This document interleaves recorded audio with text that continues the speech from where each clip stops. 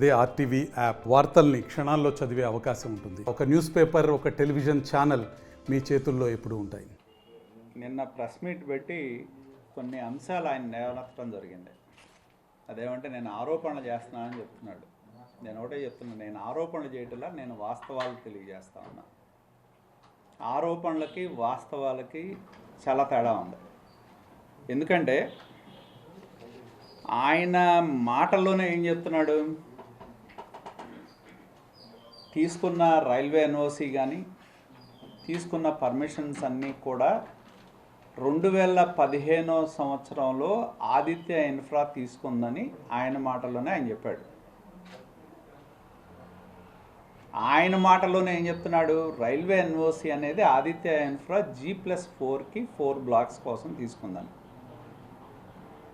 ఆ railway NOC వాళ్ళకి ఇచ్చినప్పుడు రైల్వేకి సంబంధించిన స్థలం దగ్గర నుండి ఆదిత్య ఇన్ఫ్రాకి పర్మిషన్ ఇచ్చినప్పుడు దాదాపుగా 28 మీటర్ల దూరంలో నిర్మాణం చేయడానికి వాళ్ళకి పర్మిషన్ ఇచ్చారు. సో ఆదిత్య ఇన్ఫ్రా ఏదైతే ఇప్పుడు రైల్వే ఎన్ఓసి కావచ్చు, అలాగే ఎన్విరాన్మెంటల్ క్లియరెన్స్ కావచ్చు, ఫైర్ ఎన్ఓసి కావచ్చు, ప్రతిదీ కూడా తీసుకుంది ఆదిత్య ఇన్ఫ్రానే. ఆయన మాటల్లోనే చూస్తే మనకు అర్థమవుతుంది ఏంటంటే రైల్వే వాళ్ళకు ఒక ప్లాన్ ఇచ్చారు. ఆయన మాటల్లోనే నిన్న చెప్పిన దాని ప్రకారం రైల్వే వాళ్ళకు ఒక ప్లాన్ ఇచ్చారు, ఎన్విరాన్మెంటల్ క్లియరెన్స్కి ఒక ప్లాన్ ఇచ్చారు, ఫైర్ వాళ్ళకు ఒక ప్లాన్ ఇచ్చారు. ఆదిత్య ఇన్ఫ్రా ఎప్పుడైతే ఈ ప్రాజెక్ట్ నుంచి తప్పుకుందో ఏలూరు జూట్ మిల్స్ వాళ్ళు వాళ్ళ ఓన్గా మొదలుపెట్టారు. ఏలూరు జూట్ మిల్లు వాళ్ళు మొదలుపెట్టినప్పుడు అంబటి మురళి యొక్క పాత్ర ఏంటి అంటే, అంబటి మురళి అనే వ్యక్తి ప్రాజెక్ట్ మేనేజ్మెంట్ కోసం రిక్రూట్ చేయబడ్డాడు ఏలూరు జూట్ మిల్స్లో. అంటే కన్స్ట్రక్షన్ సూపర్విజన్ కానీ మార్కెటింగ్ కానీ సూపర్వైజ్ చేయడానికి అంబటి మురళిని ఒక అగ్రిమెంట్ చేసుకున్నాడు ఏలూరు జూట్ మిల్తో. మరి ఈయన ఈ ప్రాజెక్ట్కి ఓనర్ ఎలా అయ్యాడని నేను అడుగుతా ఉన్నా. ప్రాజెక్ట్ మేనేజ్మెంట్ కన్సల్టెంట్గా ఉన్న వ్యక్తి అంబటి మురళి బజరంగ అర్బన్ ఇన్ఫ్రా పేరుతో ప్రాజెక్ట్ మేనేజ్మెంట్ కన్సల్టెంట్గా ఉన్న వ్యక్తి ప్రాజెక్టు ఓనర్ ఎలా అయ్యాడు? ఎందుకంటే ఆయన ఏం చెప్తున్నాడు, నన్ను ఒక ప్రముఖ బిల్డర్గా నేను వచ్చానని చెప్తున్నాడు నిన్న ప్రెస్ మీట్లో. ఆయన ఐ విల్ అప్రిషియేట్ దట్. ఒక ప్రముఖ బిల్డర్గా ఆయన వచ్చినప్పుడు, నువ్వు హై రైజ్ భవనం కడుతున్నప్పుడు ప్రభుత్వానికి సంబంధించి వివిధ డిపార్ట్మెంట్ల నుండి కావాల్సిన ఎన్ఓసీలు, పాటించాల్సిన నియమ నిబంధనలు తెలియకుండానే ఆయన ప్రముఖ బిల్డర్ అయ్యాడా? తెలుసు. ఆయన ఉద్దేశపూర్వకంగా, నేను గతంలో కూడా చెప్పా, 25/5/2023న ఆదిత్య ఇన్ఫ్రాకి 2015లో రైల్వే వాళ్ళు ఇచ్చిన ఎన్ఓసికి విరుద్ధంగా నిర్మాణాలు జరుగుతున్నాయని రైల్వే అధికారులు గుర్తించి వాళ్ళకి ఇచ్చిన రైల్వే ఎన్ఓసిని రద్దు చేయడం జరిగింది. అది రద్దు చేసిన తర్వాత వెంటనే ఏదైతే ఏలూరు జూట్ మిల్స్ వాళ్ళు ఆదిత్య ఇన్ఫ్రా ఆగిన తర్వాత ఏలూరు జూట్ మిల్స్ వాళ్ళు వాళ్ళ సొంతంగా ప్రాజెక్ట్ని టేక్ ఓవర్ చేశారో, ఈయన్ని ప్రాజెక్ట్ మేనేజ్మెంట్ కన్సల్టెంట్గా పెట్టుకొని వాళ్ళు రైల్వే ఎన్ఓసికి అప్లై చేస్తే దాన్ని కూడా రైల్వే అధికారులు తిరస్కరించారు. తిరస్కరించిన తర్వాత 5వ నెలలో 6వ నెలలో దాన్ని తిరస్కరిస్తే వెంటనే ఈయన 11వ నెల November టెంటేటివ్గా around 5th or 10th మధ్య 2023వ సంవత్సరంలో ఇర్రికవబుల్ జీపీఏ ఏలూరు జూట్ మిల్ నుంచి చేసుకున్న మాట వాస్తవమా కాదా? ఏదైతే ఆదిత్య ఇన్ఫ్రా రైల్వే ఎన్ఓసి రద్దు చేసినప్పుడు కానీ, ఏలూరు జూట్ మిల్స్ సంబంధించి రైల్వే ఎన్ఓసిని తిరస్కరించినప్పుడు కానీ, దానికి సంబంధించిన సమాచారాన్ని బజరంగ్ అర్బన్ ఇన్ఫ్రా లిమిటెడ్కి రైల్వే అధికారులు అందించిన మాట వాస్తవమా కాదా? అంటే ఆయన ప్రాజెక్టు ఓనర్గా మారినప్పుడు, ఇందాక నేను అడిగా, ప్రాజెక్టు మేనేజ్మెంట్ కన్సల్టెంట్గా ఉన్న వ్యక్తి ఓనర్గా ఎలా మారారని. ఎప్పుడైతే ఏలూరు జూట్ మిల్లుకు సంబంధించిన రైల్వే ఎన్ఓసిని తిరస్కరించడం జరిగిందో ఏలూరు జూట్ మిల్లుకు సంబంధించిన యాజమాన్యాన్ని అధికారం ఉంది కాబట్టి వాళ్ళని భయపెట్టి నాకు అధికారం ఉంది, నేను రైల్వే ఎన్ఓసీలు కానీ పర్మిషన్లు కానీ తెచ్చుకుంటా, నేను కావాల్సిన చోట సంతకాలు పెట్టండి అంటే వాళ్ళకి 89 అపార్ట్మెంట్లు ఇవాళ చూడండి 5 ఎకరాల 80 సెంట్లలో ఎవరైనా డెవలప్మెంట్కి ఇస్తే ఎన్ని వస్తాయి అపార్ట్మెంట్లు? సగం ఇస్తారు, కనీసం 50% వాటా ఇస్తారు. కానీ ఏలూరు జూట్ మిల్లు వాళ్ళకి కేవలం 89 అపార్ట్మెంట్లు మాత్రమే ఆయన ఇచ్చి ప్రాజెక్ట్ మేనేజ్మెంట్ కన్సల్టెంట్ అలా ప్రాజెక్టు ఓనర్ అయిపోయాడు 2023 నవంబర్ నాటికి. మరి ఆయన ఓనర్ అయ్యే నాటికే ఆ ప్రాజెక్ట్కి రైల్వే ఎన్ఓసి తిరస్కరించారనేది ఆయనకి తెలుసు. ఆయనకి సంబంధించిన సమాచారం కూడా వాళ్ళు ఏదైతే లేఖలు ఉన్నాయో ఆ లేఖల్లో బజరంగ అర్బాన్ని మెన్షన్ చేస్తూ కూడా వాళ్ళ కాపీలు పంపించారు. అంటే ఎవరెవరిని మోసం చేస్తున్నారు? అలాగే ఆయన ఇంకో మాట చెప్తా ఉన్నాడు. ఆయనకి ఆదిత్య ఇన్ఫ్రాకి ఎన్విరాన్మెంటల్ క్లియరెన్స్ ఇచ్చినప్పుడు, ఫైర్ ఎన్ఓసి ఇచ్చినప్పుడు కూడా వాళ్ళకి అధికారం ఉంది కాబట్టి పేర్లు యాక్చువల్గా అయితే ఆదిత్య ఎన్ఓసి ఇవ్వాలి పేరు ట్రాన్స్ఫర్ అవ్వాలంటే. సంబంధం లేకుండా వాళ్ళ ప్రభుత్వం వాళ్ళ అధికారంలో ఉన్నారు కాబట్టి నేమ్ ట్రాన్స్ఫర్ చేయించుకున్నాడు ప్రతిదీ కూడా. ఎన్విరాన్మెంటల్ క్లియరెన్స్ ఆయనే చెప్తున్నాడు. నేనేం చెప్తున్నాడు? ఎన్విరాన్మెంటల్ క్లియరెన్స్ నేను 600 అపార్ట్మెంట్స్ తీసుకున్నాను, నేను 500 కడుతున్నానని చెప్పి. అది వైలేషన్ కాదా? ఎన్విరాన్మెంటల్ క్లియరెన్స్ ఏ ప్రాజెక్ట్కి అయితే తీసుకుంటారో, ఏ డిజైన్కి అయితే తీసుకుంటారో, ఏ స్కోప్కి అయితే తీసుకుంటారో ఖచ్చితంగా దానికి విరుద్ధంగా నిర్మాణాలు జరిగితే ఈసీ క్యాన్సిల్ చేసే అధికారం ఉంది అని చెప్పి ఆయనకి ఇచ్చిన ఈసీలోనే ఉంది.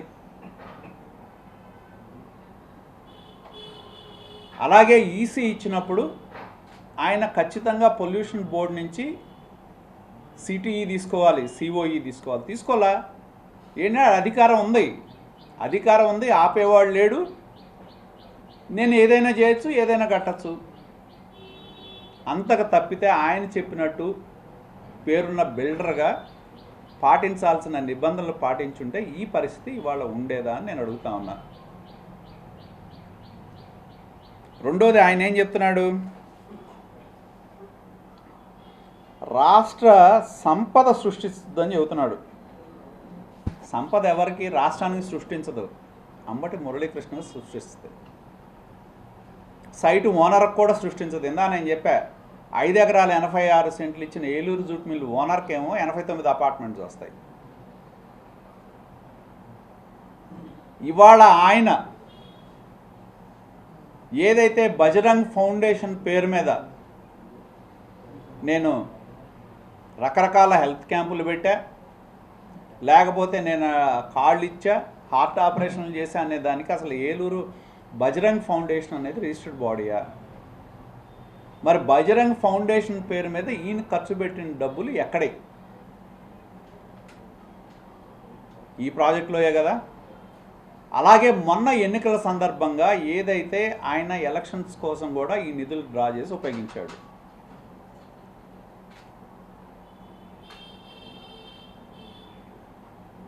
సంపద ఆయనకి సృష్టించింది కానీ రాష్ట్రానికి సృష్టించలా. నిజంగానే ఆయనకి సంపద ఎప్పుడు కేవలం ఓనర్కి 89 ప్లాట్లు ఇచ్చినాడు అంటే ఆయన ఖర్చు సగం తగినట్టే కదా. ల్యాండ్ ఆయనది కాదు, కోట్ల విలువైన భూమి ఆయనది కాదు. 89 అపార్ట్మెంట్లు మాత్రం ఇచ్చాడు. ఏమన్నా రూపాయి తక్కువకి అమ్మాడు ఆయన? ఏమన్నా సమాజం కోసం ఆయన ఏమన్నా రూపాయి ఇదిగో నాకు 89 అపార్ట్మెంట్లు ఓనర్కి ఇచ్చాను, ఇంత విలువైన కోట్ల విలువైన భూమి నాకు తక్కువలో వచ్చింది కాబట్టి నేను కూడా సమాజాన్ని ఉద్ధరిద్దాం కాబట్టి నేను ఏదైనా తక్కువ ధరకి నేను అపార్ట్మెంట్లు ఇస్తా ఏమైనా ఇచ్చాడా? లేదే. మార్కెట్ ధరకు అనుగుణంగానే అమ్మాడు ఆయన.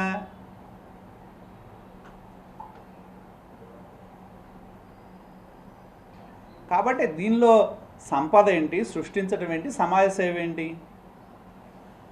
నువ్వు ఒక బిల్డర్గా ఉండి అనుభవం ఉందన్న బిల్డర్వి ప్రభుత్వ పరంగా పాటించాల్సినవి పాటించకుండా ఊరికినే ధూళిపాల నరేంద్ర అడ్డం పడ్డాడు, లేకపోతే ఇంకొకళ్ళు అడ్డం పడ్డారు.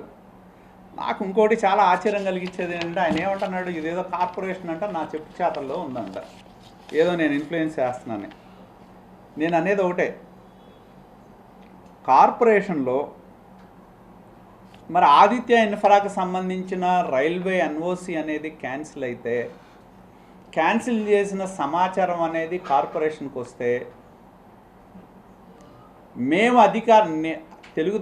నాకు అంతకుముందే దానికి సంబంధించిన సమాచారం ఉంది, మేము ఎలక్షన్లు అయిన తర్వాత దానికి సంబంధించిన సమాచారాన్ని వెలికి తీస్తే కార్పొరేషన్కి వచ్చిన పేపరు కార్పొరేషన్లో ఎలా మాయమైంది? రైల్వే వాళ్ళు ఆదిత్య ఎన్ఓసికి సంబంధించిన రద్దు చేసింది కార్పొరేషన్ పంపిస్తే ఒక లేఖ రాశారు, అది కార్పొరేషన్ చేరినట్టు వాళ్ళకున్న టపాస్లో రిజిస్టర్లో ఎంటర్ చేశారు. కార్పొరేషన్ ఫైల్లో ఎలా మాయమైంది చెప్పాలిగా ఆయన. అలాగే తర్వాత ఆయనకి పొల్యూషన్ సందర్భంగా ఇందాక నేను చెప్పినట్టు సిటీఈ కానీ ఈఓటీ కానీ లేకుండా మొదలు పెడితే ఒక్క పొల్యూషన్ డిపార్ట్మెంట్ ఏమన్నా ఇల్లు ఆపగలిగిందా? దాన్ని ఆపలేదు కదా. అలాగే ఇంకా చాలా విచిత్రం ఏంటంటే, ఏదైతే కూటమి ప్రభుత్వం వచ్చిన తర్వాత కూడా ఆదిత్య ఇన్ఫ్రాకు సంబంధించిన రైల్వే ఎన్ఓసి క్యాన్సిల్ చేసిన తర్వాత కూడా అదే రైల్వే ఎన్ఓసిని పెట్టి 9వ నెల 24వ సంవత్సరం కూటమి ప్రభుత్వం వచ్చిన తర్వాత ఆయన ఆన్లైన్లో ఆయన బిల్డింగ్ పర్మిట్ ఆర్డర్ వచ్చింది. అవునా కాదా? నేను ఆయనే చెప్తున్నాడు, బిల్డింగ్ పర్మిట్ ఆర్డర్ నేను నిన్ను ఫ్లోర్లో తెచ్చుకున్నాను, దానికి ఏం కాగితాలు పెట్టావు? ఏదైతే ఆదిత్య రైల్వే ఎన్ఓసి క్యాన్సిల్ చేయబడిన తర్వాత కూడా పాత రైల్వే ఎన్ఓసిని ఆన్లైన్లో పెట్టి కూటమి ప్రభుత్వం వచ్చిన తర్వాత కూడా బిల్డింగ్ పర్మిట్ ఆర్డర్ నీకు వచ్చిందా లేదా? అదేవిధంగా ఆయన ఫైర్ ఎన్ఓసి కూడా అప్పటి వరకు ఆయనకి లేదు. ప్రభుత్వం మారిన తర్వాత ఆటోమేటిక్గా కూటమి ప్రభుత్వం వచ్చిన తర్వాత ఫైర్ ఎన్ఓసి తెచ్చుకున్నాడు వాళ్ళ పేరు మీద. తర్వాత ఎంత అరాచకవాదులు అంటే వీళ్ళు, ఆదిత్య ఇన్ఫ్రా అనేవాళ్ళు ఫైర్ ఎన్ఓసికి పెట్టినప్పుడు, ఎందుకంటే నేను అనుకోవటం ఆ రోజుల్లో ఉన్న జాయింట్ కమిషనర్ ఈ భూమిని రిజిస్టర్ చేయొద్దని ఒక లెటర్ రాస్తే దాన్ని తప్పించుకోవటానికి తప్పుడు బ్లాక్ నెంబర్లు వేసి ప్రాపర్టీ రిజిస్టర్ చేశారు. ఇది నా ఆరోపణ. ఇందా నేను చెప్పిన వాస్తవాలు చేస్తే దాన్ని మళ్ళీ వీళ్ళు అధికారంలోకి వచ్చిన తర్వాత 19-24 మధ్య ఒక సర్వే లాగా చేయించుకొని ఇది బ్లాక్ 17లో రాదు, బ్లాక్ 16లో వచ్చుదని ఒక సర్వే రిపోర్ట్ తీసుకున్నారు. అందుకని ఫైర్ ఎన్ఓసి అధికారులు, మీరు ఒరిజినల్గా తీసుకున్న ఫైర్ ఎన్ఓసి బ్లాక్ 17లో ఉంది మీ ప్రాపర్టీ, మీరు సబ్సిక్వెంట్ డాక్యుమెంటు బ్లాక్ 16 అని పెట్టారు కాబట్టి దాన్ని విత్డ్రా చేస్తున్నామని చెప్పి లెటర్ ఇచ్చారు. అవునా కాదా? మరి నిజంగానే మాకు ఆయన చెప్పినట్టు కూటమి ప్రభుత్వం అధికారంలోకి వచ్చింది, ధూళిపాల నరేంద్ర ఇన్ఫ్లుయెన్స్ చేస్తున్నాడు అనుకుంటే ఇవన్నీ నీకు ఎలా వచ్చింది? బిల్డింగ్ పర్మిట్ ఆర్డర్ పాత రైల్వే ఎన్ఓసి పెడితే ఎలా వచ్చింది? నీ పేరు మీద ఫైర్ ఎన్ఓసి ఎలా ట్రాన్స్ఫర్ అయింది? కూటమి ప్రభుత్వం వచ్చిన తర్వాత కూడా గ్రీన్ విలేజ్లో నిర్మాణాలు జరిగినాయా లేదా? ఎలా చేశారు? రెండోది, నిజంగానే కార్పొరేషన్ నా కనుసన్నల్లో ఉంటే నేను ఒకటే అడుగుతున్నా, ఇది ఎప్పుడైతే కార్పొరేషన్లో ఆయన ప్లాన్కి అప్రూవల్ లేదని, రకరకాలుగా రైల్వే ఎన్ఓసి లేదని, అదేవిధంగా కార్పొరేషన్ సంబంధించి ఇంకొకటి నేను ఆయన ఏం చెప్తున్నాడు, ఆదిత్య ఇన్ఫ్రా వాళ్ళు ఆయనే చెప్తున్నాడు 134 స్క్వేర్ మీటర్స్ ఎంతో రిజిస్టర్ చేశారని. 60 అడుగుల మాస్టర్ ప్లాన్ రోడ్డు ఉంది. 60 అడుగుల మాస్టర్ ప్లాన్ రోడ్డుకి 804 గజాలు స్క్వేర్ మీటర్స్ రిజిస్టర్ చేయాలి.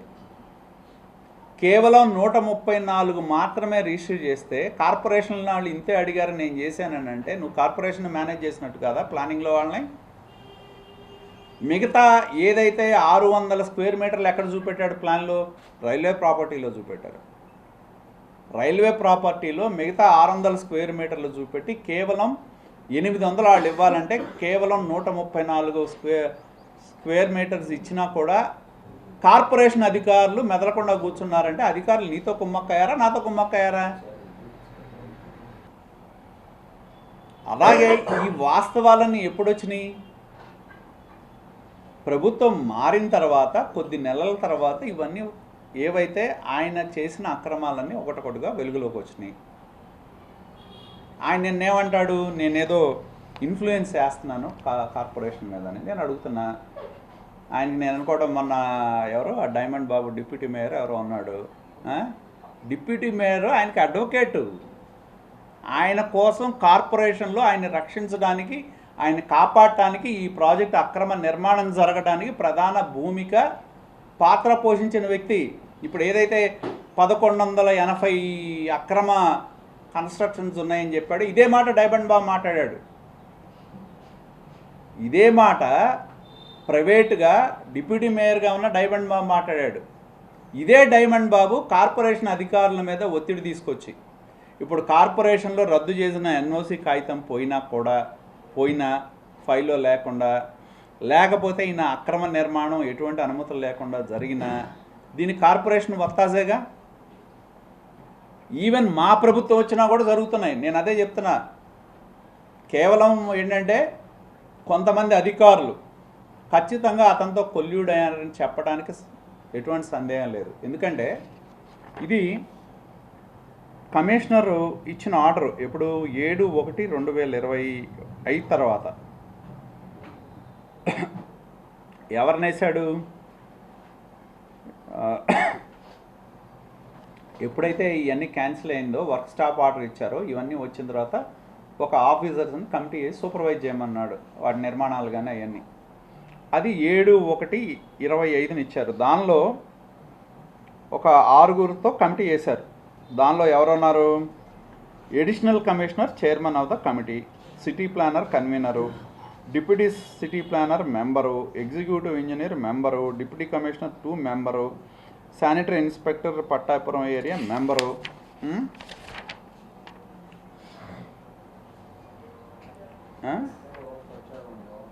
దానికి ఏసీ 7/1/25 ఆర్డర్ ఇచ్చారండి. ఇస్తే నీకు వర్క్ స్టాప్ ఆర్డర్ ఉంది కార్పొరేషన్ నుంచి, పొల్యూషన్ వాళ్ళ దగ్గర నుంచి నాట్ టు కన్స్ట్రక్ట్ అనే ఆర్డర్ ఉంది. కమిషనర్ గారు 7/1/25 6 ఎడిషనల్ కమిషనర్ స్థాయి అధికారితో కమిటీ చేశారండి. ఏం జరిగింది, ఏం విజిట్ చేశారు ఏంటి, వేసిన తర్వాత ఈ కమిటీ వెళ్ళిందా ఎప్పుడన్నా? మరి వెళ్తే నిన్న మొన్న అపార్ట్మెంట్లు పూర్తి చేసుకొని ప్రారంభోత్సవాలు ఎలా చేస్తారు?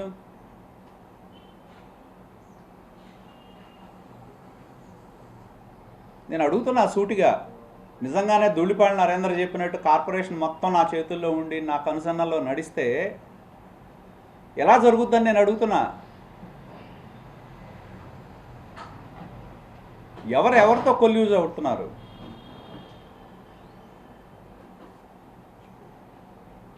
నాకున్న అనధికారమైన సమాచారం, నేను చెప్పేది కరెక్ట్ అని నేనైతే అన్నా, కానీ నాకున్న అదే అనధికారమైన సమాచారం ఆఫీసర్లు వెళ్ళినప్పుడు సలహా ఇస్తున్నారంట. ఏమైనా చేసుకునేది కాక ఈ ఫోటోలు ఈ ప్రచారాలు ఇవన్నీ ఎందుకని సలహా ఇస్తున్నారంట. నేను ఎన్నో సందర్భాల్లో కార్పొరేషన్ అధికారులకు చెప్పడం కూడా జరిగింది. మీరు వర్క్ స్టాప్ ఆర్డర్ ఇచ్చిన తర్వాత కూడా పనులు జరుగుతున్నాయని చెప్తా ఉన్నారు. కొంతమంది చుట్టుపక్కల నివాసం ఉండే వాళ్ళు ఐరన్కు సంబంధించిన లారీలు కానీ ఎవరైతే కొంతమంది బయట నుంచి తెచ్చిన వర్కర్స్ని లోన పెట్టారో వాళ్ళ ద్వారా లోన పనులు చేయిస్తున్నారు అని నేను కార్పొరేషన్ అధికారుల దృష్టికి తీసుకువెళ్ళినప్పుడు కూడా పలు సందర్భాల్లో వాళ్ళు చెప్పింది ఏంటంటే ఆ ప్రాంతంలో ఉన్న సచివాలయ ఎంప్లాయీస్ని మేము పెట్టాం, వాళ్ళని సూపర్వైజ్ చేస్తున్నాం, మాకు పనులు జరుగుతున్నట్టు ఎటువంటి సమాచారం లేదు, అని మాకు చెప్పారు. మేము నమ్మాం. We believed officers. అయినా జరుగుతున్నాయి. చక్కగా బ్రహ్మాండంగా లోన టైల్స్ వేశారు, పనులు పూర్తి చేశారు, చేస్తున్నారు.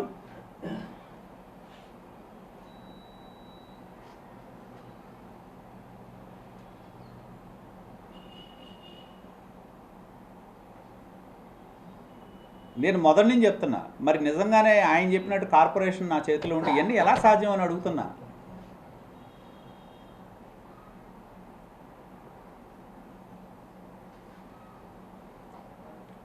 మొన్న నేను ఇందాక చెప్పినట్టు అనధికారికంగా చెప్తున్నారని, ఏమని మీరు చేసేది చేసుకోక ఎందుకు ఇంత ఓపెనింగ్లు పెట్టుకోవటం ఏంటి ఈ రాద్ధాంతం ఏంది, మా తలక చూడుతున్నారని చెబుతున్నారంట ఆఫీసర్లు. ఏది ఉన్న ఒక స్థాయిలో ఉన్న అధికారులు. మరి ఆ డిప్యూటీ కమిషనర్ ఎవరో నాకు తెలియదు, సిటీ ప్లానర్ ఎవరో తెలియదు, డిప్యూటీ సిటీ ప్లానర్ ఎవరో తెలియదు. ఇంతమంది ఆఫీసర్లు కమిటీ చేస్తే రాత్రి కంప్లీట్ చేయడానికి సాధ్యపడుద్దా? అంటే ఫెయిల్ అయినట్టే కదా. ఫెయిల్ అన్న అవ్వాలి, కొల్యూషన్ అన్న అవ్వాలి, ఈ రెండే కదా.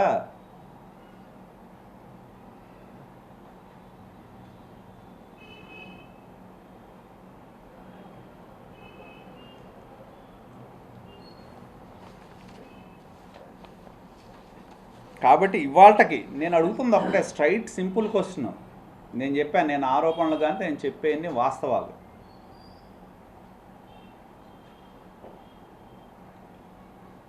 నీ దగ్గర పర్మిషన్స్ ఉండి నీ దగ్గర ఉన్నాయన్నీ బయటపెట్టు. ఓపెన్ ప్రెస్ మీట్ పెట్టావు నిన్న, ఇవ్వచ్చు కదా. ఇదిగో నాకు రైల్వే ఎన్ఓసి ఉంది, ఇదిగో నాకు ఫైర్ ఎన్ఓసి ఉంది, ఇదిగో నేను ఈసీ వచ్చిన తర్వాత నేను సిఓటీ తీసుకున్నా, సిఓఈ తీసుకున్నా, ఇవ్వచ్చు కదా ఓపెన్గా. ఇంతవరకు ఒక్క కాగితం ఆయన నాకు తెలిసి ఇన్ని ప్రెస్ మీట్లో ఆయన మాట్లాడినా నేను మాట్లాడినా మీకు ఇచ్చింది ఏంటంటే ఆన్లైన్లో ఇచ్చే బిల్డింగ్ పర్మిట్ ఆర్డర్ మాత్రమే ఆయన ఇచ్చాడు. కాబట్టి ఆయన నిన్న చెప్పకనే ఏం చెప్తున్నాడంటే ఇచ్చిన పర్మిషన్స్ అన్నీ కూడా ఆదిత్య ఇన్ఫ్రా ఉన్న టైంలో తీసుకున్నవి తప్పితే ఆ పర్మిషన్లు వాళ్ళకున్న అధికారాన్ని ఉపయోగించి ఏలూరు జూట్ మిల్ పేరు మీద, ఏలూరు జూట్ మిల్ నుంచి కొన్ని బజరంగ అర్బన్ ఇన్ఫ్రా పేరు మీద ట్రాన్స్ఫర్ చేయించుకున్నారు తప్పితే నియమ నిబంధనలకి విరుద్ధంగా ప్లాన్ మారినప్పుడు, స్ట్రక్చర్ మారినప్పుడు, డిజైన్ మారినప్పుడు మళ్ళీ వాళ్ళు కొత్తగా ఇప్పుడు ఆయన నేను 35 సంవత్సరాల అనుభవం అని చెప్తున్నాడు కదా. కోర్టులో ఏం వేసాడు అఫిడవిట్ ఆయనంట తీసుకోవాలని ఆయనకి తెలియదంట.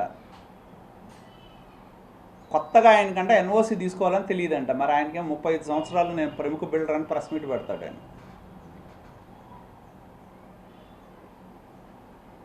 సైట్ ఓనర్ని బెదిరించి లాక్కోవడానికి కుదురుద్ది ఆయనకి. అధికారాన్ని అడ్డం పెట్టి అనధికారంగా ఫ్లోర్లు కట్టడానికి ఉపయోగపడుద్ది. పర్మిషన్ లేకపోయినా అమాయకులైన ప్రజలకి ప్లాట్లు అమ్మడానికి కుదురుద్ది.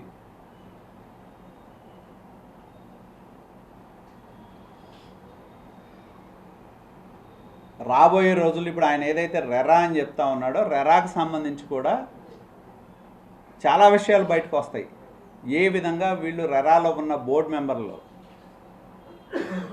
Chandu Sambasivarao who is present in YSRCP, BJP నుంచి వైఎస్ఆర్సీపీకి వెళ్ళాడు. మరి ఇప్పుడు తెలియదు, లేటెస్ట్ నాకు తెలియదు. ఎలక్షన్ అప్పుడు ఉన్నాడు, దానిలో ఉన్నాడు. చందు సాంబశివరావు బోర్డు మెంబర్, ఆ రెరాలో మెంబర్గా ఉండి, కామేశ్వరరావు అనే వ్యక్తి రెరాలో మెంబర్గా ఉండి ఏ విధంగా వీళ్ళిద్దరిని అడ్డం పెట్టి అడ్డగోలు ఆర్డర్లు ఇప్పించుకొని ఏ విధంగా చేశాడో త్వరలోనే మిగతా విషయాలన్నీ కూడా బయటకు వస్తాయి. ఏదైతే రెరా ప్రకారం పాటించాల్సిన నియమ నిబంధనలు ఏవైతే ఉన్నాయో వాటిని ఎలా ఉల్లంఘించాడో కూడా బయటకు వస్తాయి.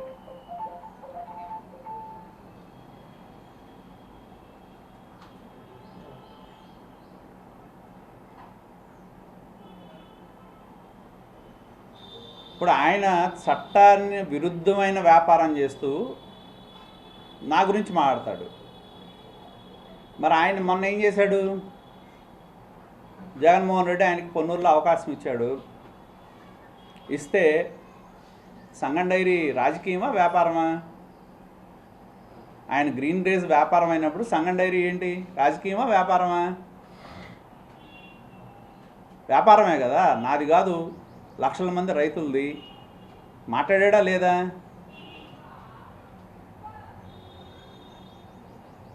హాస్పిటల్ ఎవరిది, ట్రస్ట్, రాజకీయం అది, దాని గురించి మాట్లాడా లేదా? దాని గురించి మాట్లాడటమే కాదు, నా భార్య గురించో నా పిల్లలనో వీళ్ళ గురించి మాట్లాడా లేదా? నేను ఈ రోజు వరకు అంబటి మురళీకృష్ణ కుటుంబం ఏంటి, కుటుంబంలో భార్య ఏంటి, పిల్లలు ఏంటి, వాళ్ళ అన్నదమ్ములు ఏంటి, వాళ్ళ పంచాయతీలు ఏంటి అనేది ఈ రోజు వరకు నేను మాట్లాడాల. ఈ రోజు వరకు, ఈవెన్ ఈ క్షణం వరకు మాట్లాడాల. అది నా రాజకీయం, నా ఫిలాసఫీ అది.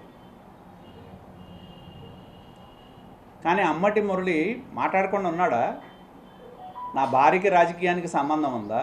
నా కూతుళ్ళకి రాజకీయానికి సంబంధం ఉందా? సంగం డైరీకి రాజకీయానికి సంబంధం ఉందా? హాస్పిటల్కి రాజకీయానికి సంబంధం ఉందా? మాట్లాడలేదా ఆయన? ఆడదాకొస్తేనేమో రాజకీయం వేరు, వ్యాపారం వేరు.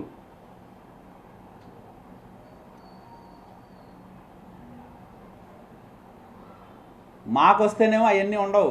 మా మీద ఏదైనా మాట్లాడచ్చు, మమ్మల్ని మాట్లాడచ్చు, మా ఇంట్లో వాళ్ళని మాట్లాడచ్చు, పిల్లల్ని మాట్లాడచ్చు, భార్యలను మాట్లాడచ్చు, ఆరోపణలు చేయొచ్చు వాళ్ళ మీద.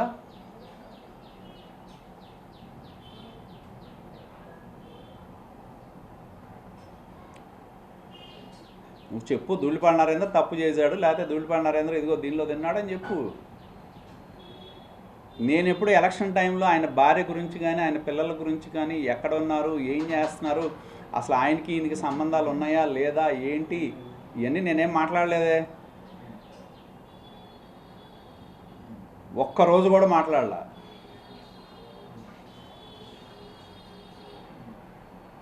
నేను మాట్లాడిందంతా కూడా ఏదైతే సత్తెనపల్లిలో వాళ్ళ అన్న అంబటి రాంబాబు అడ్డం పెట్టుకొని రాజకీయంగా అక్కడ ఏం చేశాడనేదే మాట్లాడాను నేను. ఆ ప్రాంతంలో తన అన్న అధికారం, తన అన్న మంత్రి అయితే షాడో ఎమ్మెల్యేగా ఏం చేశాడనే మాట్లాడాను నేను. దానిలో తప్పేంటి?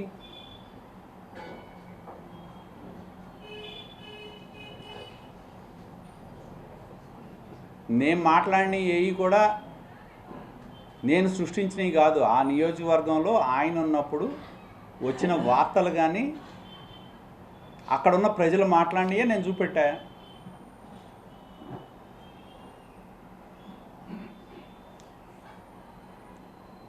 కాబట్టి ఆయన ఏమంటున్నాడు, మంత్రి నారాయణ గారిని ఎందుకు అడగటం, రాయమను, ముఖ్యమంత్రి గారికి ఒక లేఖ రాయమను. ముఖ్యమంత్రి గారికి లేఖ రాసి దానిలో ఏలూరు జూట్ మిల్లుకు సంబంధించిన భూమి కానీ, భూమి యొక్క ఓనర్షిప్ కానీ, రిజిస్టర్ అయిన విధానం కానీ, రిజిస్టర్ అయిన తర్వాత చేతులు మారిన విధానం కానీ, అలాగే ఏదైతే పర్మిషన్స్ ఉన్నాయో, మరి ఆయన అన్నీ సక్రమే అంటున్నాడు కదా, వాటికి సంబంధించిన అంశాలు కానీ ఏం రాస్తాడో రాయమను. ప్రభుత్వాన్ని ఆయన విచారణ, నారాయణ గారిని చర్యలు తీసుకోమన్నది రాయమను. వ్యక్తిగా నారాయణ గారిని డిమాండ్ చేసే కంటే as a part of administration, as part of గవర్నమెంట్కి ఆయన రాయమను. దీని మీద ఒక సమగ్రమైన ఎంక్వైరీ చేయమను. నాకేంటి, రాయమను లెటరు. అంబటి మురళీకృష్ణని రాసి ప్రభుత్వానికి రాసి, అయ్యా ఒక సమగ్రమైన విచారణ చేయండి ఈ మొత్తం అంశాల మీద అడగండి.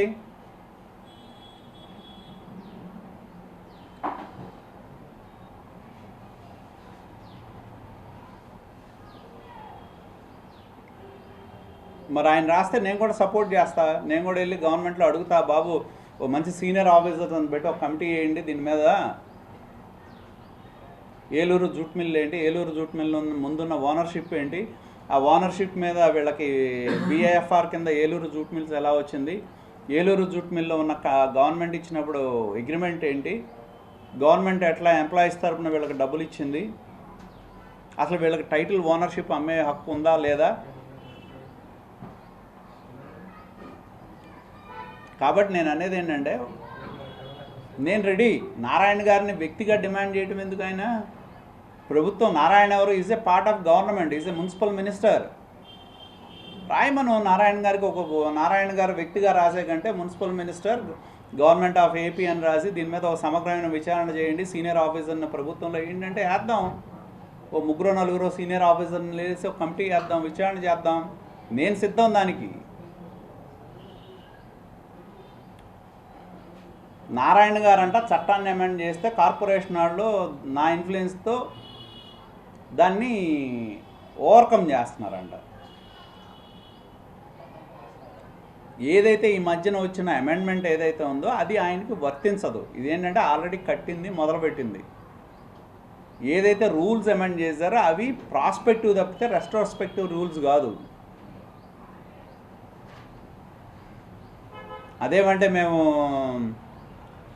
రైల్వే వాళ్ళు మా పరిధిలో ఉన్నారా? ఇంకా ఆయనే మేనేజ్ చేసుకున్నాడు రైల్వే వాళ్ళని, నేను కాదు. Every management at all levels.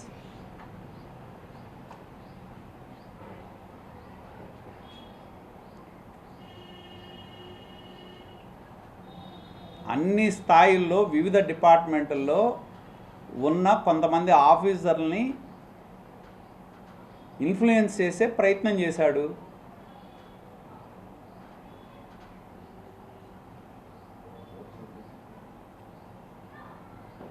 కాబట్టి ఆయన నిన్న చెప్పినట్టు గవర్నమెంట్కి లెటర్ రాస్తే మేము కూడా గవర్నమెంట్ని కోరతాం, ఓ మంచి ఆఫీసర్స్తో కమిటీ వేద్దాం. ఏలూరు జూట్ మిల్స్, దాని ముందు ఉన్న మేనేజ్మెంట్, ల్యాండ్ ఏంటి, ఎలా చేతులు మారింది, మేనేజ్మెంట్ ఏంటి, పర్మిషన్స్ ఏంటి, వైలేషన్స్ ఏంటి, వాటి మీద ఒక విచారణ చేయడానికి ఆయన రాస్తే మేము కూడా సిద్ధంగా ఉన్నాం, సపోర్ట్ చేయడానికి సిద్ధంగా ఉన్నాం. కాబట్టి ఏదో వినియోగదారుల యొక్క దృష్టి మరలించడానికి, వినియోగదారుల యొక్క ఒత్తిడిని అధిగమించడానికి ధూళిపాండి నరేంద్ర పేరు చెప్తే అట్లా 35 సంవత్సరాల అనుభవం ఉన్న నిర్మాణంలో ఉన్న వ్యక్తివి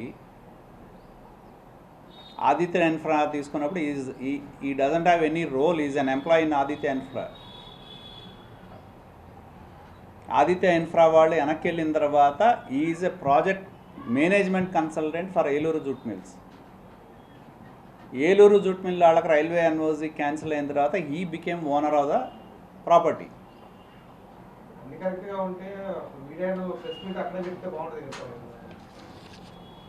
ఎక్కడ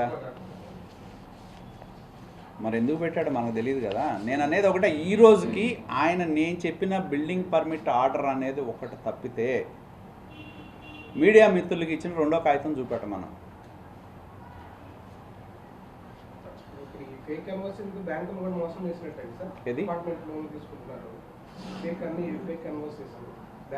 చూడాలి మరి, వాళ్ళ ప్రాజెక్టుకి డబ్బులు ఇచ్చినాడు కూడా మాకు తెలియదు కదా. ఏదో కర్ణాటకలో ఉన్న బ్యాంక్ అంటున్నారు, ఆ బ్యాంక్ ఏంటో మాకు తెలియదు కదా. చట్టం ప్రకారం సార్ క్లారిటీ ఉంటుంది. ఎమ్మెల్యే 6 నెలల నుంచి ఆదాయం పెట్టుకొని పోరాటం చేస్తున్నాడు. ప్రభుత్వం ఎందుకు స్పందించట్లేదు? ప్రభుత్వం పరిపాలన బాగలేదా, లేకపోతే మీరు చేసే వాటిలో ఆరోపణలు సరైన కాదా? క్లారిటీ చెప్పండి. నేను అనేది ఏంటంటే ప్రభుత్వ పరిపాలన బాగాలేదని, ప్రభుత్వంలో కొన్ని గంజాయి మొక్కలు ఉంటాయి, ఆ గంజాయి మొక్కలు ఆయనకి సపోర్ట్ చేస్తున్నాయి. ఇందా నేను చెప్పినట్టు కమిషనర్ గారు 7/1/25 ఆర్డర్ వేస్తే, ఒక కమిటీ వేస్తే వీళ్ళందరూ ఎప్పుడు వెళ్ళారు? అది ఎప్పుడు? ప్రారంభోత్సవానికి సంబంధించిన ఫోటోలు బయటకు వచ్చిన తర్వాత, అంతే కదా. వాళ్ళు నిజంగానే సరిగ్గా సూపర్వైజ్ చేసి ఉంటే వాళ్ళు వెళ్ళి ఇందా నేను చెప్పినట్టు సలహా ఇస్తున్నారు, నువ్వు చేసుకుంటే చేసుకున్నావురా బాబు, ఈ ఓపెనింగ్లు ఏంటి, బహిరంగం ఏంటి, మా తలకు చుట్టుకుంటుందని.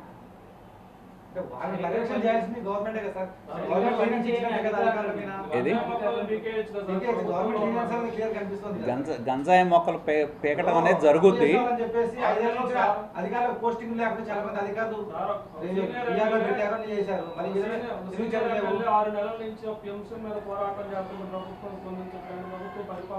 అంటే నేను అనేది ఏంటంటే ప్రభుత్వం స్పందించడం లేదనే మాట కాదు. ఇప్పుడు అంటే నేను చెప్పేది ఏంటంటే అక్కడక్కడ ఉన్న వాళ్ళు కొంతమంది సహకారం, ఎందుకంటే ప్రభుత్వం స్పందించకపోతే ప్రభుత్వంలో ఉన్న వివిధ యంత్రాంగాలు, ఇప్పుడు పొల్యూషన్ కంట్రోల్ బోర్డు ఎప్పుడైతే వాళ్ళ దృష్టికి వెళ్ళి ఈ పర్మిషన్లు తీసుకోలేదన్నారో కన్స్ట్రక్షన్ స్టాప్ ఆర్డర్ ఇచ్చారు కదా వాళ్ళు.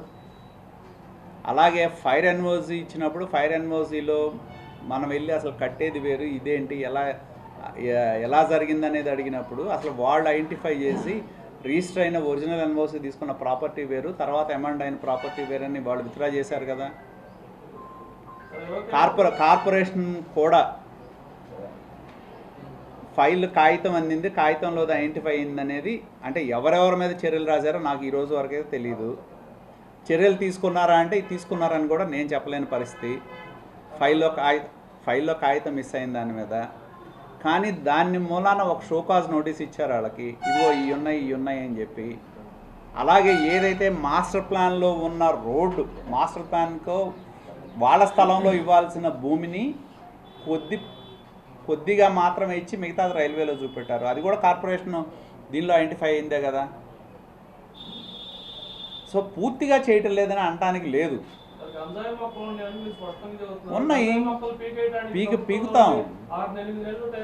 మరి కొన్ని తప్పవు కదా వ్యవస్థలో ఇవన్నీ. ఇప్పుడు పని జరగలేదని నేను అన్నాను, కొద్దిమంది లేరు అని నేను అన్నాను.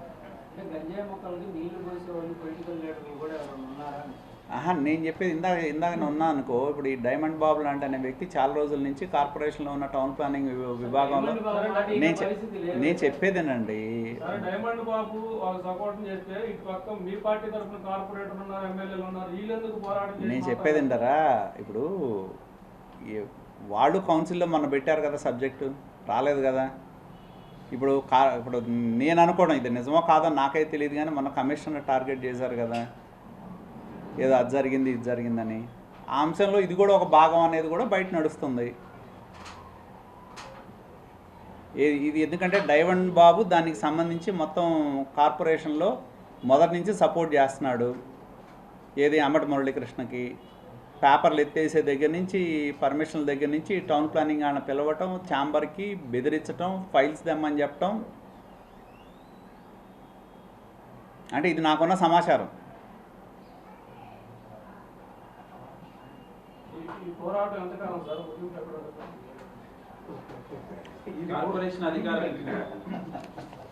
కార్పొరేషన్ అధికారులపై ప్రభుత్వానికి ఏమైనా ఫిర్యాదు చేయబోతున్నారు? ఖచ్చితంగా చేస్తామంటున్నా, చెయ్యింది ఏం లేదు. ఇప్పుడు ఒక ఆర్డర్ని ఇంప్లిమెంట్ చేయలేదనుకో, ఎవడో చేయలేదు ఆడే పోతాడు, చేయకుండా ఎందుకుంటాడు?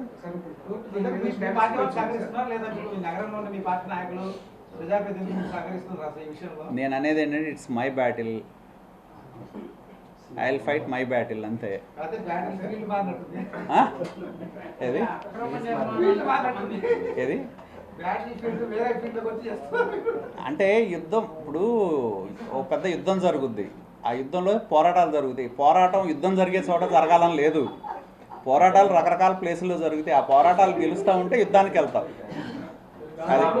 నిన్న అంబటి మురళి మీడియా ముఖంగానే మంత్రి నారాయణ గారు చట్టం గురించి చెప్పారు, రైలు ఎన్ఓసి అవసరం లేదు అనేది చట్టంలో ఉన్నది అని స్పష్టంగా నిన్న మీడియా ముఖంగా చెప్పాడు.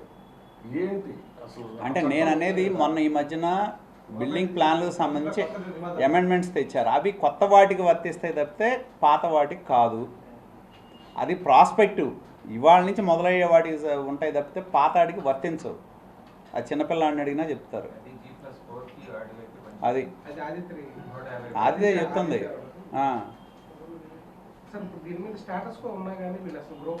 చేయకూడదు, చేశారు, అదే కదా. రిపోర్ట్స్ రాయాలి వాళ్ళు, కార్పొరేషన్ రాయాలి, కోర్టుకు రాయాలి, కోర్టుకి ఇంటిమేట్ చేయాలి. బయటికి వచ్చేంత వరకు అధికారులు సపోర్ట్ ఉందా? జగన్ గారు వచ్చేసి ఇవాళ రాష్ట్ర ప్రభుత్వం మీద తీవ్ర విమర్శలు చేసి వెళ్ళారు.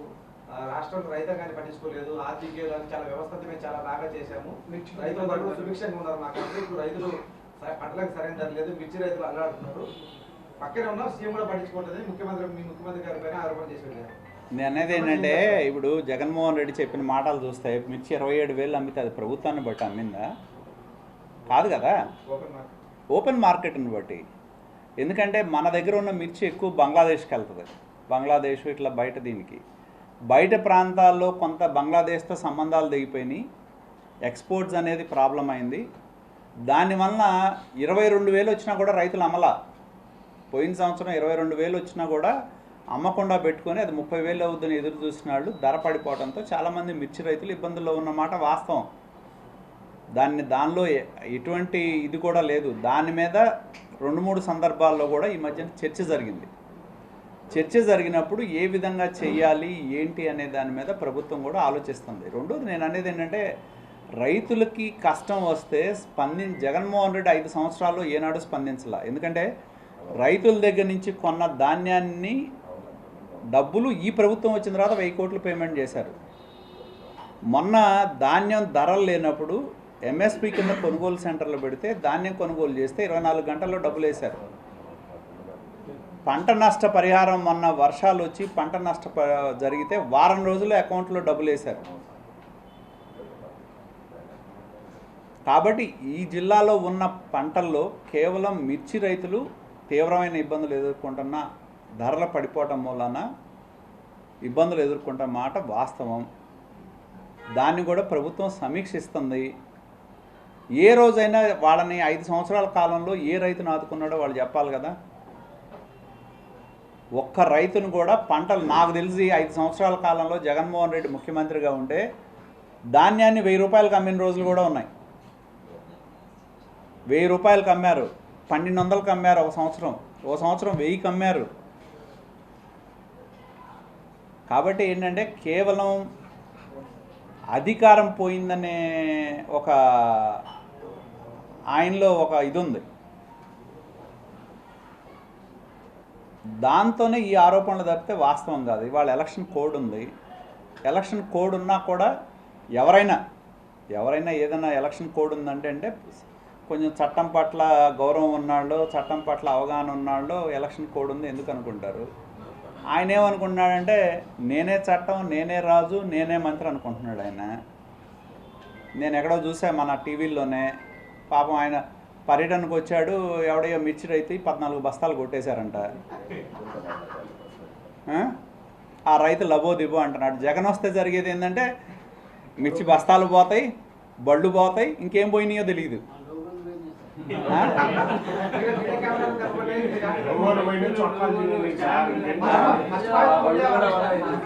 కాబట్టి నిజమైన ప్రేమ అనే ఇప్పుడు ఏమి ఇవాళైనా అదే, 4 రోజుల తర్వాత అయినా అదే. ప్రభుత్వానికి రాయొచ్చు, ఆయన ఓ లేఖ రాయొచ్చు. కానీ ఏంటంటే ఆయన ఎలక్షన్ నిబంధనలు కానీ చట్టం కానీ ఏది కూడా ఆయన అతీతుడు అనే విధంగా ఆయన ప్రవర్తన ఉంది. కనీసం సెక్యూరిటీ కల్పించలేదు. మేము కూడా అధికారంలోకి వచ్చినప్పుడు చంద్రబాబుకి ప్రోటోకాల్ ఇవ్వమన్నారు.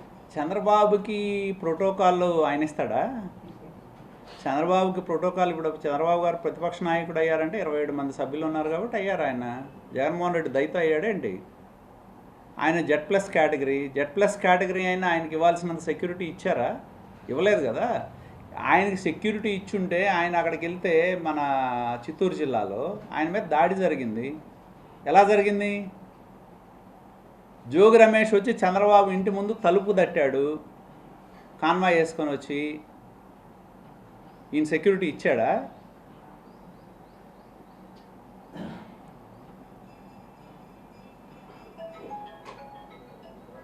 అది కాదు, చంద్రబాబు గారు ఇప్పుడు ప్రతిపక్ష నేతగా ఆయన బ్రహ్మాండంగా వచ్చాడు.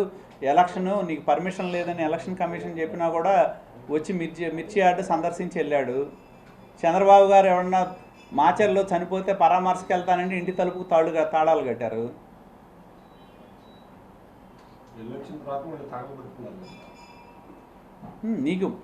నీకు ఈ ప్రభుత్వంలో ప్రతిపక్ష హోదా లేకపోయినా, ప్రతిపక్ష నాయకుడిగా నీకు హోదా లేకపోయినా నువ్వు తిరుగుతున్నావు.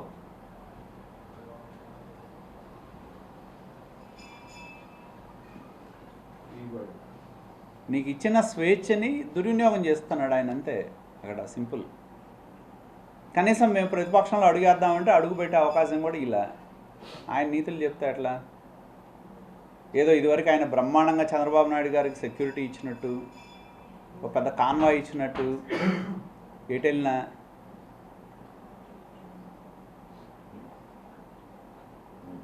కాబట్టి ఏంటంటే ఇవన్నీ కూడా కేవలం మనుగడ కాపాడుకోవడానికి తప్పితే ఇంకోటి కాదు.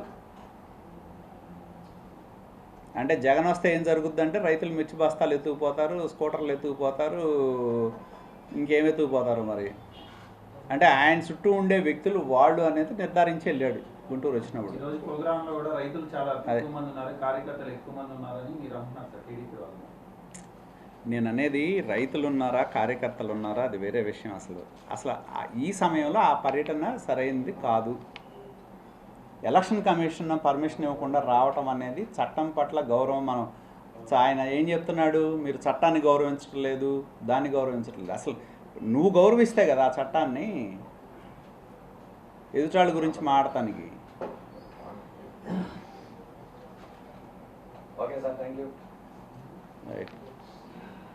ముగించండి. అంత తక్కువ కూర్చున్నారు, అంత బాగానే ఉంది. ఇంకోటి కూర్చో ఛాన్స్ లేదు. ఓకే, పెద్ద హాల్ కట్టేయాలి సార్ ఇప్పుడు అదే ఆలోచిస్తుంది. ఏలూరు జూట్ మిల్ ఏంటి, ఏలూరు జూట్ మిల్ ముందున్న ఓనర్షిప్ ఏంటి, ఆ ఓనర్షిప్ మీద వీళ్ళకి BIFR కింద ఏలూరు జూట్ మిల్స్ ఎలా వచ్చింది, ఏలూరు జూట్ మిల్లో ఉన్న గవర్నమెంట్ ఇచ్చినప్పుడు అగ్రిమెంట్ ఏంటి, గవర్నమెంట్ ఎట్లా ఎంప్లాయీస్ తరపున వీళ్ళకి డబ్బులు ఇచ్చింది, అసలు వీళ్ళకి టైటిల్ ఓనర్షిప్ అమ్మే హక్కు ఉందా లేదా. కాబట్టి నేను అనేది ఏంటంటే నేను రెడీ. నారాయణ గారిని వ్యక్తిగా డిమాండ్ చేయడం ఎందుకు? ఆయన ప్రభుత్వం, నారాయణ ఎవరు, is a part of government, is a municipal minister. రాయమను నారాయణ గారికి, నారాయణ గారు వ్యక్తిగా రాసే కంటే municipal minister government of AP అని రాసి దీని మీద ఒక సమగ్రమైన విచారణ చేయండి, సీనియర్ ఆఫీసర్ని ప్రభుత్వంలో ఏంటంటే వేద్దాం, ఓ 3-4 సీనియర్ ఆఫీసర్ని వేసి ఒక కమిటీ వేద్దాం, విచారణ చేద్దాం. నేను సిద్ధం దానికి. నారాయణ గారంట చట్టాన్ని అమెండ్ చేస్తే కార్పొరేషన్ వాళ్ళు నా ఇన్ఫ్లుయెన్స్తో దాన్ని ఓవర్కమ్ చేస్తున్నారంట. ఏదైతే ఈ మధ్యన వచ్చిన అమెండ్మెంట్ ఏదైతే ఉందో అది ఆయనకి వర్తించదు. ఇదేంటంటే ఆల్రెడీ కట్టింది, మొదలుపెట్టింది. ఏదైతే రూల్స్ అమెండ్ చేశారో అవి ప్రాస్పెక్టివ్ తప్పితే రెస్ట్రోస్పెక్టివ్ రూల్స్ కాదు. అదేమంటే మేము రైల్వే వాళ్ళు మా పరిధిలో ఉన్నారా? ఇంకా ఆయనే మేనేజ్ చేసుకున్నాడు రైల్వే వాళ్ళని, నేను కాదు. Every management at all levels.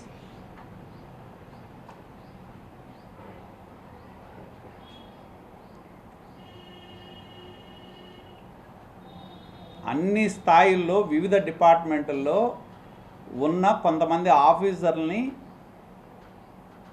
Influence చేసే ప్రయత్నం చేశాడు.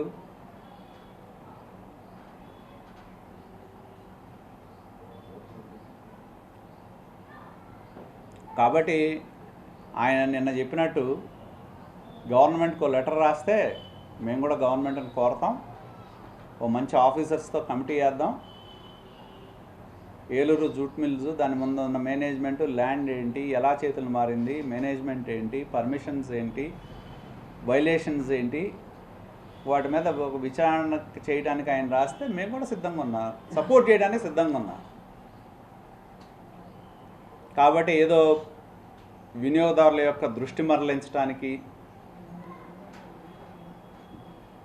వినియోగదారుల యొక్క ఒత్తిడిని అధిగమించడానికి ధూళిపాడి నరేంద్ర పేరు చెప్తే ఎట్లా? 35 సంవత్సరాల అనుభవం ఉన్న నిర్మాణంలో ఉన్న వ్యక్తివి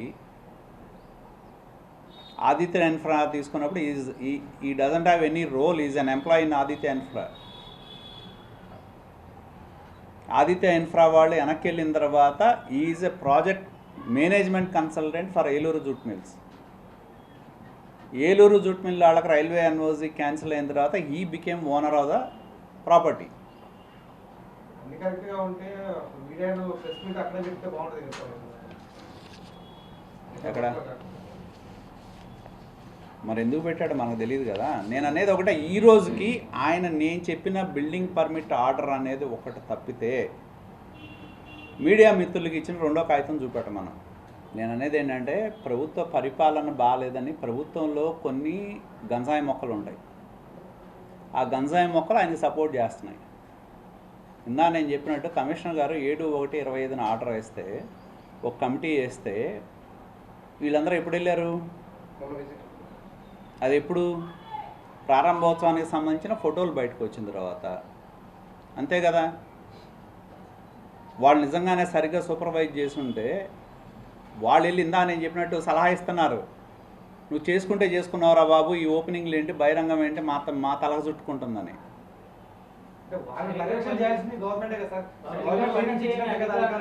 ఏది గంజాయి మొక్కలు పీకటం అనేది జరుగుద్ది.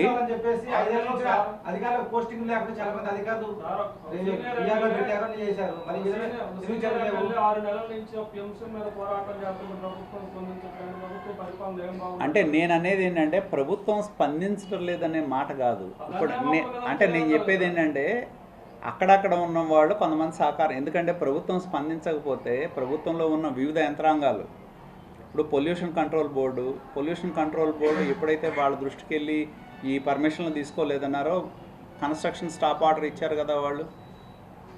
అలాగే ఫైర్ ఎన్ఓజీ ఇచ్చినప్పుడు ఫైర్ ఎన్ఓజీలో మనం వెళ్ళి అసలు కట్టేది వేరు, ఇదేంటి, ఎలా జరిగిందనేది అడిగినప్పుడు అసలు వాళ్ళు ఐడెంటిఫై చేసి రిజిస్టర్ అయిన ఒరిజినల్ ఎన్ఓసి తీసుకున్న ప్రాపర్టీ వేరు, తర్వాత అమెండ్ అయిన ప్రాపర్టీ వేరని వాళ్ళు విత్డ్రా చేశారు కదా. కార్పొరేషన్ కూడా ఫైల్ కాగితం అందింది, కాగితంలో ఐడెంటిఫై అయింది అనేది, అంటే ఎవరెవరి మీద చర్యలు రాశారో నాకు ఈ రోజు వరకైతే తెలియదు. చర్యలు తీసుకున్నారా అంటే తీసుకున్నారని కూడా నేను చెప్పలేని పరిస్థితి. ఫైల్లో కాగితం మిస్ అయింది దాని మీద. కానీ దాన్ని మూలాన ఒక షోకాజ్ నోటీస్ ఇచ్చారు వాళ్ళకి, ఇదిగో ఇవి ఉన్నాయి అని చెప్పి. అలాగే ఏదైతే మాస్టర్ ప్లాన్లో ఉన్న రోడ్డు, మాస్టర్ ప్లాన్కో వాళ్ళ స్థలంలో ఇవ్వాల్సిన భూమిని కొద్దిగా మాత్రమే ఇచ్చి మిగతాది రైల్వేలో చూపెట్టారు. అది కూడా కార్పొరేషన్ దీనిలో ఐడెంటిఫై అయిందే కదా. సో పూర్తిగా చేయటం లేదని అనటానికి లేదు, ఉన్నాయి, పీకుతాం. మరి కొన్ని తప్పవు కదా వ్యవస్థలో ఇవన్నీ. ఇప్పుడు పని జరగలేదని నేను అన్నాను, కొద్దిమంది లేరు అని నేను అన్నాను.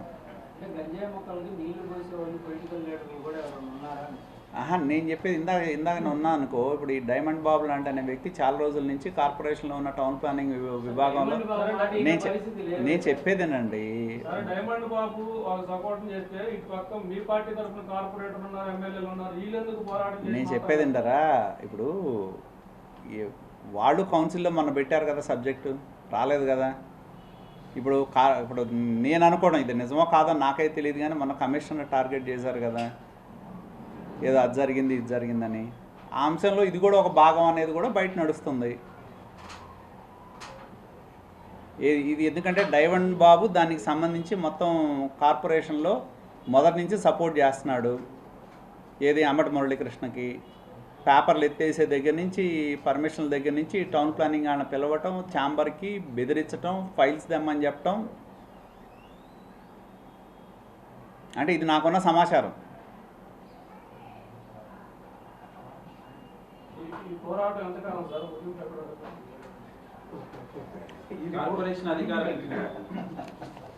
కార్పొరేషన్ అధికారులపై ప్రభుత్వానికి ఫిర్యాదు చేయబోతున్నారు. ఖచ్చితంగా చేస్తామంటున్నా, చెయ్యింది ఏం లేదు. ఇప్పుడు ఒక ఆర్డర్ని ఇంప్లిమెంట్ చేయలేదనుకో, ఎవడో చేయలేదు ఆడే పోతాడు, చేయకుండా ఎందుకుంటాడు?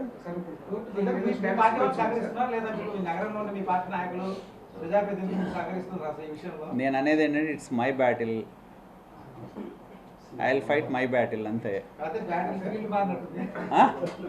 ఏది ఏది అంటే యుద్ధం, ఇప్పుడు ఒక పెద్ద యుద్ధం జరుగుద్ది, ఆ యుద్ధంలో పోరాటాలు జరుగుతాయి. యుద్ధం జరిగే చోట జరగాలని లేదు, పోరాటాలు రకరకాల ప్లేసుల్లో జరుగుతాయి. ఆ పోరాటాలు గెలుస్తూ ఉంటే యుద్ధానికి వెళ్తాం. నిన్న అంబటి మురళి మీడియా ముఖంగానే మంత్రి నారాయణ గారు ఒక చట్టం గురించి చెప్పారు, రైల్వే యూనివర్సిటీ అవసరం లేదు అనేది చట్టంలో ఉన్నది అని స్పష్టంగా నిన్న మీడియా ముఖంగా చెప్పాడు. ఏంటి అసలు? అంటే నేను అనేది మొన్న ఈ మధ్యన బిల్డింగ్ ప్లాన్లకు సంబంధించి అమెండ్మెంట్స్ తెచ్చారు, అవి కొత్త వాటికి వర్తిస్తాయి తప్పితే పాత వాటికి కాదు. అది ప్రాస్పెక్టివ్, ఇవాళ నుంచి మొదలయ్యే వాటికి ఉంటాయి తప్పితే పాతాడికి వర్తించవు. ఆ చిన్నపిల్లాడిని అడిగినా చెప్తారు. అది అది ఆదిత్రి అదే చెప్తుంది. సార్ ఇప్పుడు దీని మీద స్టేటస్ కో ఉన్నా కానీ వీళ్ళు అసలు గృహప్రవేశాలు ఎట్లా చేయకూడదు, చేశారు. అదే కదా రిపోర్ట్స్ రాయాలి, వాళ్ళు కార్పొరేషన్ రాయాలి, కోర్టుకు రాయాలి, కోర్టుకి ఇంటిమేట్ చేయాలి. బయటికి వచ్చేంత వరకు అధికారుల సపోర్ట్ ఉందా సార్? జగన్ గారు వచ్చేసి ఇవాళ రాష్ట్ర ప్రభుత్వం మీద తీవ్ర విమర్శలు చేసి వెళ్ళారు. రాష్ట్రంలో రైతాంగాన్ని పట్టించుకోలేదు, ఆర్థిక చాలా వ్యవస్థ మేము చాలా బాగా చేశాము, రైతులు కూడా సుభిక్షంగా ఉన్నారు. మాకు ఇప్పుడు రైతులు పంటలకు సరైన ధర లేదు, మిర్చి రైతులు అల్లాడుతున్నారు. పక్కనే ఉన్న సీఎం కూడా పట్టించుకోవట్లేదు, మీ ముఖ్యమంత్రి గారి పైన ఆరోపణ చేసి వెళ్ళారు. నేను అనేది ఏంటంటే, ఇప్పుడు జగన్మోహన్ రెడ్డి చెప్పిన మాటలు చూస్తే మిర్చి 27,000 అమ్మితే అది ప్రభుత్వాన్ని బట్టి అమ్మిందా? కాదు కదా, ఓపెన్ మార్కెట్ని బట్టి. ఎందుకంటే మన దగ్గర ఉన్న మిర్చి ఎక్కువ బంగ్లాదేశ్కి వెళ్తుంది. బంగ్లాదేశ్ ఇట్లా బయట ప్రాంతాల్లో కొంత బంగ్లాదేశ్తో సంబంధాలు దిగిపోయినాయి, ఎక్స్పోర్ట్స్ అనేది ప్రాబ్లం అయింది. దానివల్ల 22,000 వచ్చినా కూడా రైతులు అమ్మలా. పోయిన సంవత్సరం 22,000 వచ్చినా కూడా అమ్మకుండా పెట్టుకొని అది 30,000 అవుద్దని ఎదురు చూసిన ధర పడిపోవడంతో చాలామంది మిర్చి రైతులు ఇబ్బందుల్లో ఉన్నమాట వాస్తవం.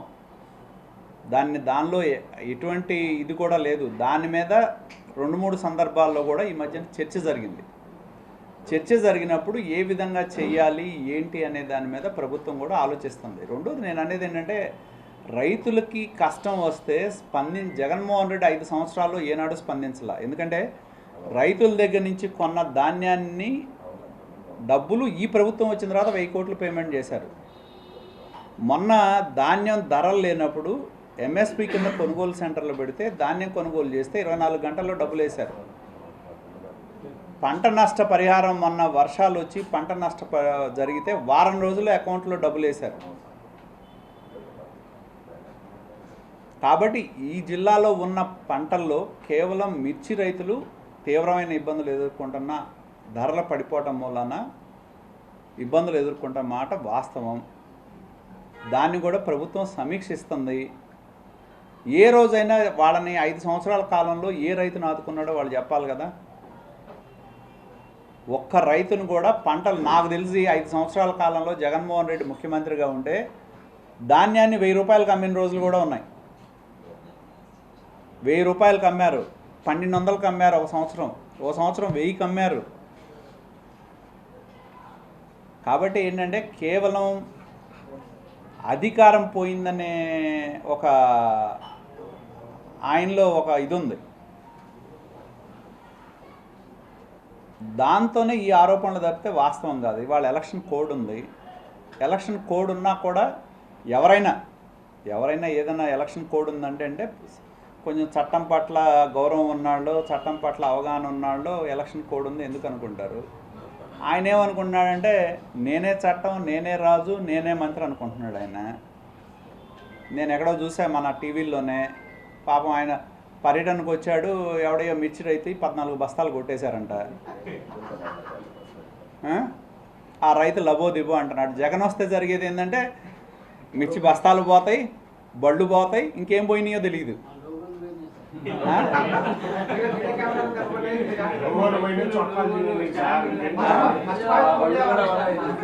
కాబట్టి నిజమైన ప్రేమ అనే ఇప్పుడు ఏమి ఇవాళైనా అదే, 4 రోజుల తర్వాత అయినా అదే. ప్రభుత్వానికి రాయొచ్చు, ఆయన ఓ లేఖ రాయొచ్చు. కానీ ఏంటంటే ఆయన ఎలక్షన్ నిబంధనలు కానీ చట్టం కానీ ఏది కూడా ఆయన అతీతుడు అనే విధంగా ఆయన ప్రవర్తన ఉంది. సెక్యూరిటీ కల్పించలేదు. మేము కూడా అధికారంలోకి వచ్చినప్పుడు చంద్రబాబుకి ప్రోటోకాల్ ఆయన ఇస్తాడా?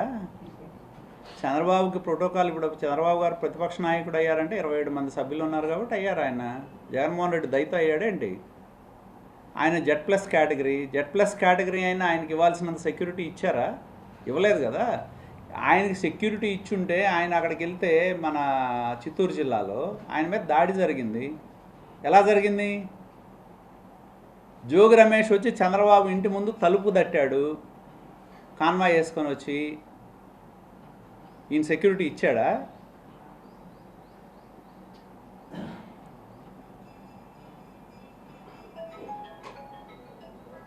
అది కాదు చంద్రబాబు గారు ఇప్పుడు ప్రతిపక్ష నేతగా ఆయన బ్రహ్మాండంగా వచ్చాడు. ఎలక్షన్ నీకు పర్మిషన్ లేదని ఎలక్షన్ కమిషన్ చెప్పినా కూడా వచ్చి మిర్చి యార్డు సందర్శించి వెళ్ళాడు. చంద్రబాబు గారు ఎవరన్నా మాచర్లో చనిపోతే పరామర్శకు వెళ్తానంటే ఇంటి తలుపుకు తాళాలు కట్టారు. ఎలక్షన్ తర్వాత మీరు తాగబెడుతున్నారు. నీకు ఈ ప్రభుత్వంలో ప్రతిపక్ష హోదా లేకపోయినా, ప్రతిపక్ష నాయకుడిగా నీకు హోదా లేకపోయినా నువ్వు తిరుగుతున్నావు.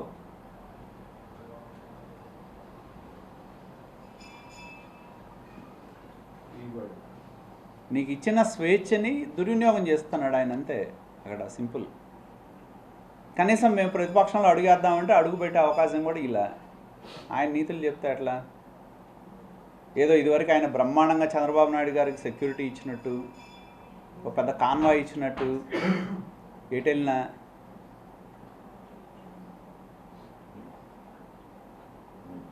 కాబట్టి ఏంటంటే ఇవన్నీ కూడా కేవలం మనుగడ కాపాడుకోవడానికి తప్పితే ఇంకోటి కాదు. అంటే జగన్ వస్తే ఏం జరుగుద్దంటే రైతులు మిర్చి బస్తాలు ఎత్తుకుపోతారు, స్కూటర్లు ఎత్తుకుపోతారు, ఇంకేం ఎత్తుకుపోతారు మరి. అంటే ఆయన చుట్టూ ఉండే వ్యక్తులు వాళ్ళు అనేది నిర్ధారించి వెళ్ళాడు గుంటూరు వచ్చినప్పుడు. ఈరోజు ప్రోగ్రాంలో కూడా రైతులు చాలా ఎక్కువ మంది ఉన్నారు, కార్యకర్తలు ఎక్కువ మంది ఉన్నారని మీరు అంటున్నారు సార్ టీడీపీ వాళ్ళు. నేను అనేది రైతులు ఉన్నారా కార్యకర్తలు ఉన్నారా అది వేరే విషయం. అసలు ఈ సమయంలో ఆ పర్యటన సరైనది కాదు. ఎలక్షన్ కమిషన్ పర్మిషన్ ఇవ్వకుండా రావటం అనేది చట్టం పట్ల గౌరవం. మనం ఆయన ఏం చెప్తున్నాడు, మీరు చట్టాన్ని గౌరవించడం లేదు, దాన్ని గౌరవించడం లేదు. అసలు నువ్వు గౌరవిస్తే కదా ఆ చట్టాన్ని ఎదుటాళ్ళ గురించి మాట్లాడటానికి. మరిన్ని వీడియోస్ కోసం ఛానల్ ని సబ్స్క్రైబ్ చేయండి. లేటెస్ట్ అప్డేట్స్ కోసం వాట్సాప్ ఛానల్ ని ఫాలో అవ్వండి. ఆ లింక్ డిస్క్రిప్షన్ లో ఉంది.